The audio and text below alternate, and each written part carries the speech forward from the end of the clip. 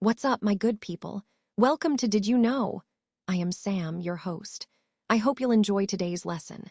Today, we're kicking off with some interesting facts and surprises, so get ready to learn something new and have some fun along the way. Let's dive in. Imagine a world without money, where people relied on bartering to get what they needed. In this system, instead of using currency, individuals would trade goods and services directly. For example, a farmer might exchange wheat for a shoemaker's shoes. It sounds simple, but it actually comes with some big challenges. One of the main issues is what we call the double coincidence of wants. That's just a fancy way of saying both people need what the other has at the same time. So if I need shoes and the shoemaker needs wheat, it works out. But what if he needs fish instead of wheat?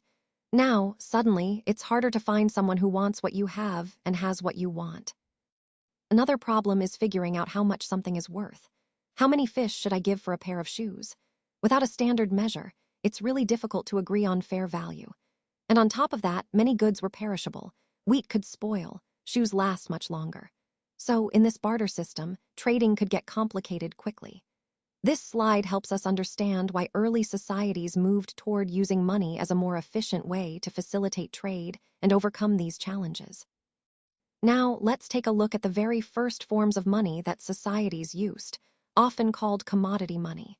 To address the limitations of barter, early societies started using items that were valuable and widely accepted. These items needed to be easily recognizable and trusted as a medium of exchange.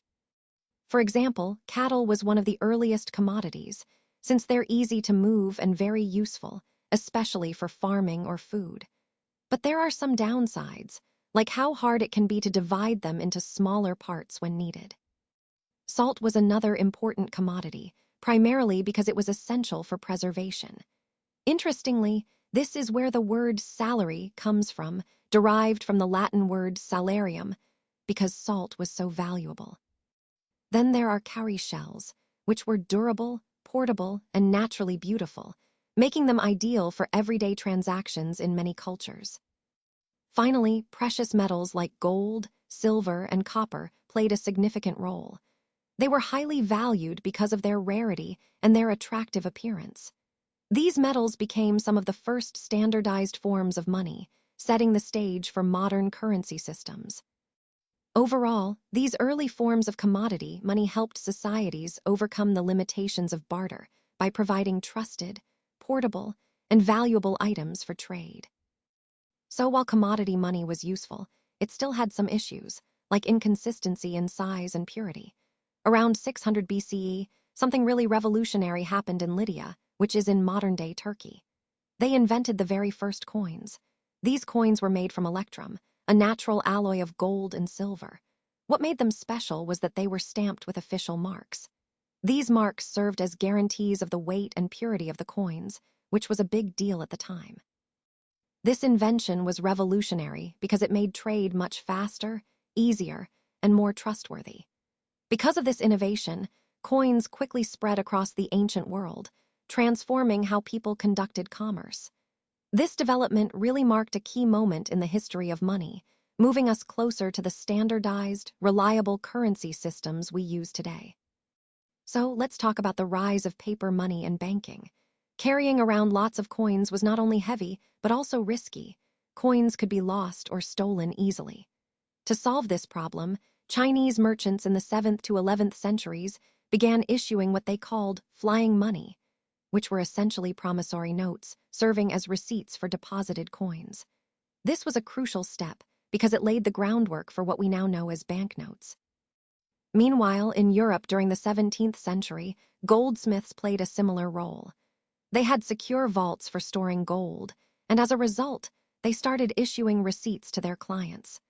Over time, these receipts became transferable, meaning they could be exchanged or used as money itself.